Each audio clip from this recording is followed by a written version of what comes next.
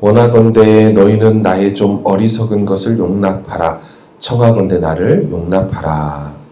내가 하나님의 열심으로 너희를 위하여 열심을 내노니 내가 너희를 정결한 처녀로 한 남편인 그리스도께 드리려고 중매함이로다.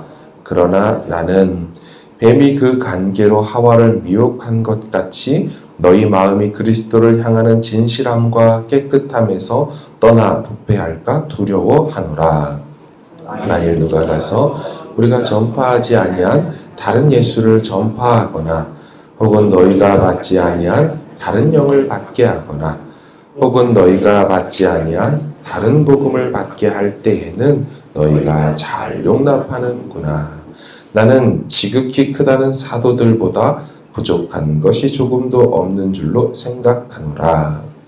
내가 비록 말에는 부족하나 지식에는 그렇지 아니하니 이것을 우리가 모든 사람 가운데서 모든 일로 너희에게 나타내었노라.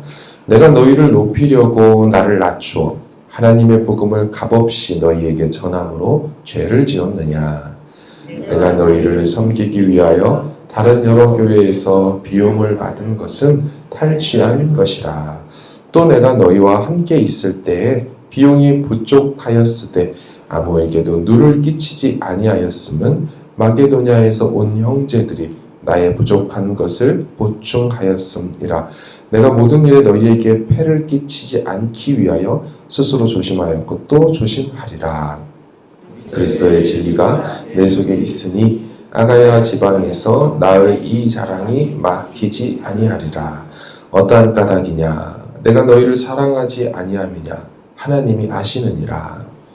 나는 내가 해온 그대로 앞으로도 하리니 기회를 찾는 자들이 그 자랑하는 일로 우리와 같이 인정받으려는 그 기회를 끊으려 함이라. 그런 사람들은 거짓 사도요 속이는 일꾼이니 자기를 그리스도의 사도로 가장하는 자들이니라. 이것은 이상한 일이 아니니라. 사탄도 자기를 광명의 천사로 가장하나니. 같이 읽습니다. 그러므로 사탄의 일꾼들도 자기를 의의 일꾼으로 가장하는 것이 또한 대단한 일이 아니니라. 그들의 마지막은 그 행위대로 되리라. 아멘. 바울은 10장 말씀에 이어서 계속 거짓 사도 문제를 다룹니다. 아마도 교회 안에 이 문제가 꽤 심각했던 것으로 보입니다. 바울은 그들을 물리치지 않으면 건강하게 교회를 세워갈 수 없다고 판단했기에 꼭 이 문제를 다루어야만 했던 것 같습니다. 그래서 부득이하게 공격하는 저들의 수준과 또 거짓 교사들의 현혹되고 있는 성도들의 수준들을 고려해서 자신도 그 수준으로 좀 낮춰서 알아들을 수 있도록 이 거짓 교사들을 항변하고 상대하기로 합니다. 이 공격자들과 성도들의 수준으로 바울도 자랑해 보기로 합니다. 왜냐하면 계속 그들이 자기식 자랑으로 바울을 깎아내리고 거짓 자랑으로 자신들을 높이기 때문에 말을 해도 못 알아듣으니까 바울도 나도 한번 좀 어리석게 한번 그걸 해보겠다라고 하며 이 본문이 시작됐다는 거예요. 근데 참 바울이 말한 이 어리석은 자랑이라는 표현이 촌철살인과 같은 표현입니다. 왜냐하면 이런 표현이거든요. 그들의 자랑하는 것 같은 어리석은 자랑으로 너희들의 어리석음을 일깨우겠다라는 뜻입니다. 그러니까 어리석은 자랑으로 너희들의 어리석음을 깨우치려고 한다. 아주 기가 막힌 수사법을 쓰고 있죠. 자, 1절을 보시면 원하건대 너희는 나의 좀 어리석은 것을 용납하라. 청하건대 나를 용납하라. 이 어리석다는 일반적으로 생각하면 정상적으로 어른이라면 하지 않을 자랑을, 건강하다면 하지 않을 자랑을 굳이 하겠다고 하면서 그 내용이 7에서 12절인데요. 자, 7절을 좀 보겠습니다. 내가 너희를 높이려고 나를 낮추어 하나님의 복음을 값없이 너희에게 전함으로 죄를 지었느냐. 무슨 얘기입니까? 여러분들을 높이고 나는 낮추었습니다. 그리고 하나님의 복음을 전할 때 내가 돈을 받지 않고 교회에서 사례를 받지 않고 정말 섬기며 복음을 전했는데 여러분 이게 죄입니까? 라고 묻는 거예요. 왜 이런 이야기를 하냐면 거짓 교사들이 개척 목사였던 이 바울이 떠난 다음에 그가 사례도 받지 않고 섬겼다는 것을 보면서 뭐라고 공격했냐? 첫 번째, 무능해서 그런 거야. 멍청해서 그런 거야. 능력이 없으니까 그 돈도 못 받지. 라고 말했거나 두 번째, 안 받은 척 한 거야. 다 뒤로는 속여가지고 현혹시켜서 다 뒷돈 챙겼어. 이렇게 얘기를 했어요. 자, 그 증거가 오늘 본문 뒤로 가는 12장 16절에 이런 말씀이 있어요. 제가 읽어드릴게요. 하여간 어떤 이의 말이 내가 너희에게 짐을 지우지는 아니하였을지라도 교활한 자가 되어 너희를 속임수로 취하였다 하니. 하여간 어떤 이들이 하는 말이 뭐예요? 바울은 교활한 자가 되어 너희를 속임수로 취했다. 하지만 여러분, 예수님이 마태복음 10장 10절에 무슨 말씀을 하셨어요? 일꾼이 먹고 마실 자기의 먹을 것을 받는 것이 마땅하다 그랬어요. 복음의 일꾼된 그 12제자 사도들을 향하여서 너희들이 복음 전하러 갈 때 걱정하지 말아라. 하나님이 다 먹을 것 챙겨줄 거야 하면서 당연히 그 대가를 받는 거 마땅하다 그랬어요. 바울도 앞에 있던 고린도 전서 9장에 보면 우리가 먹고 마실 권리가 없느냐?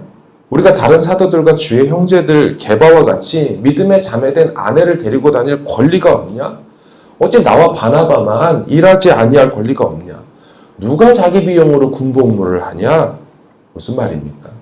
당연히 일꾼으로 삭슬 받을 수 있지만 이 고린도 교회가 어렵고 또 고린도 교회 근처를 돌아다니는 이 거짓 철학 교사들이 말씀을 렉처, 강의를 하고 돈을 받았기 때문에 자기가 그런 철학자들과 같이 보여질까봐 1년 6개월 동안 사도행전에 보면 천막 만드는 일을 하면서 굳이 돈을 받지 않았단 말이에요.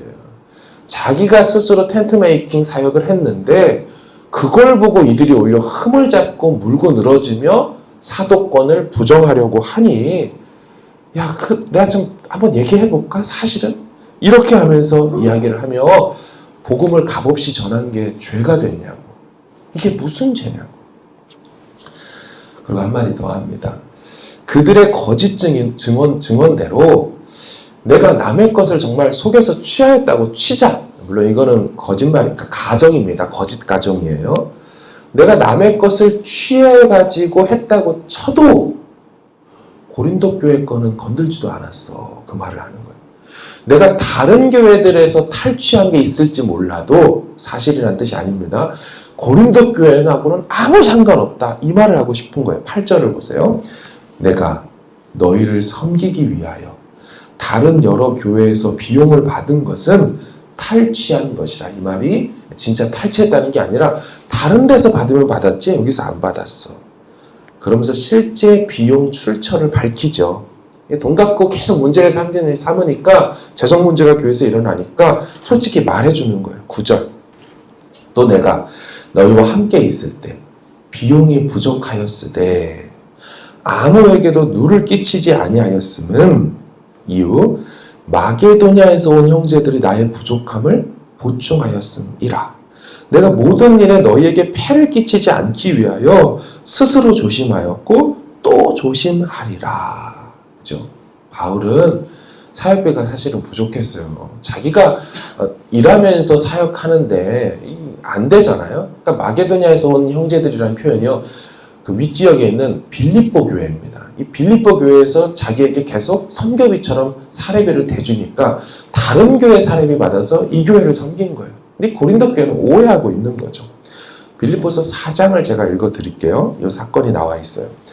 데살로니가에 있을 때 너희가 빌립보 교회죠.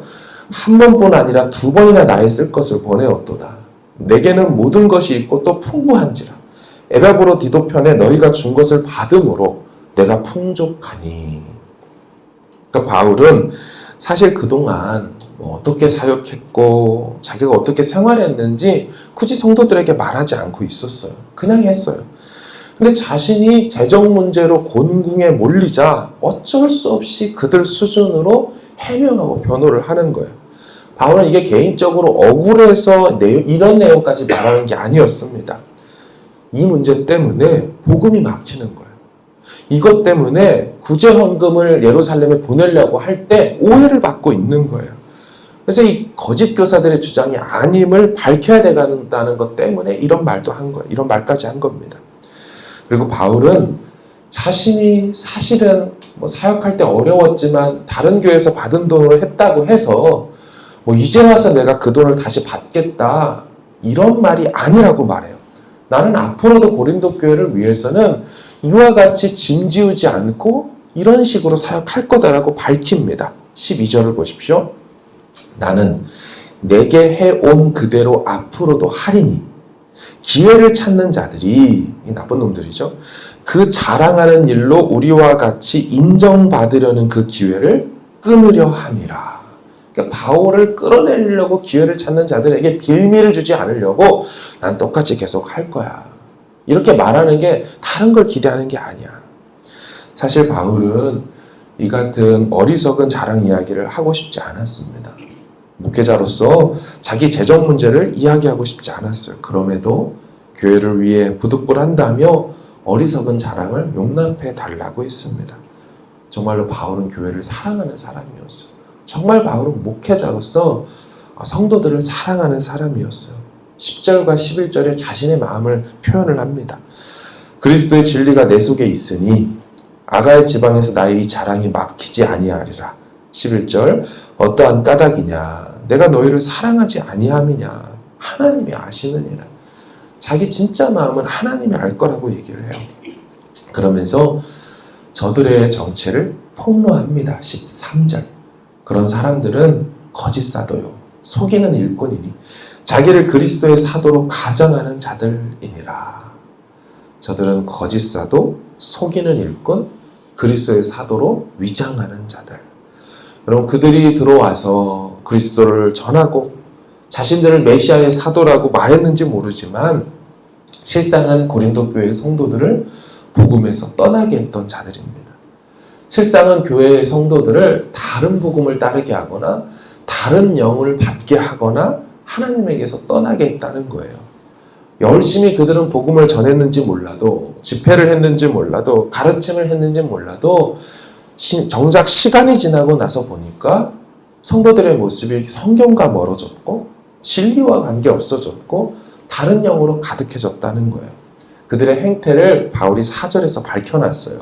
4절 보면 만일 누가 가서 우리가 전파하지 아니한 다른 예수를 전파하거나 혹은 너희가 받지 아니한 다른 영을 받게 하거나 혹은 너희가 받지 아니한 다른 복음을 받게 할 때는 너희가 잘 용납하는구나.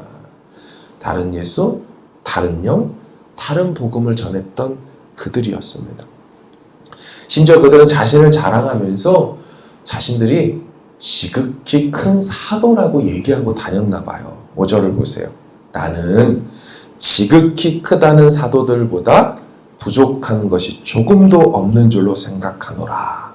여기서 말하는 지극히 크다는 사도가요, 베드로 같은 사도를 얘기하는 게 아닙니다. 이 문맥을 보면 저들이 와서 그리스도의 사도라고 막 말을 해대고 있고 자기 자랑들을 공격자들이 했기 때문에 그들을 가리키며 바울이 스스로를 지극히 크다고 하는 그런 사도들보다 내가 조금 더 부족한 게 없어. 내가 한번 어리석은 자랑해볼까? 하며 이 얘기를 한 겁니다. 결국 그들은 거짓 사도들이었어요. 바울은 이 사실을 교회에 깨우치면서 사실 성도님들 이게 놀랄 일도 아니고요. 사실 대단한 일도 아닙니다. 항상 저들은 그래 왔습니다. 하며 이야기를 해요. 14, 15절 보십시오. 이것은 이상한 일이 아니니라. 사탄도 자기를 광명의 천사로 가장하나니 15절 그러므로 사탄의 일꾼들도 자기를 의의 일꾼으로 가장하는 것이 또한 대단한 일이 아니니라. 그들의 마지막은 그 행위대로 되리라. 이상히 여기지 말라고.